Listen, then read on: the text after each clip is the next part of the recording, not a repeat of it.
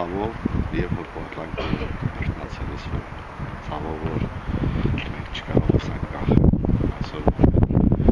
զորերի բայց նաեւ բարձրության որ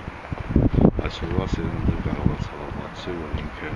դերն է այս երկրին եւ իր առաքելությունը որը պիտի կատարի մեր երկրի պաշտպանության համար կատարել է պատվով։ Ինչ է փոխվել մեկ տարվա ընթացքում, ինչ տվեց մեզ ապրիլը,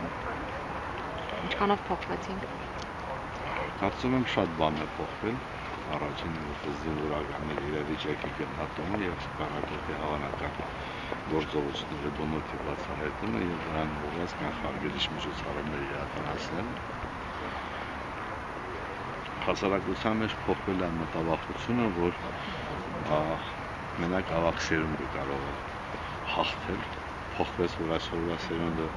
ավելի լավ է կատարում իր պարտականությունը, քան մենք ենք կատարել։ Երբևէ Ադրբեջանը չի փորձել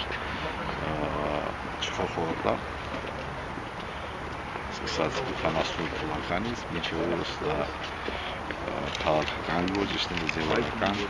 ղեկավարները միշտ սպառնում են Արցախին եւ Հայաստանի Հանրապետությանը, բայց պիտի ասենք ի պատիվ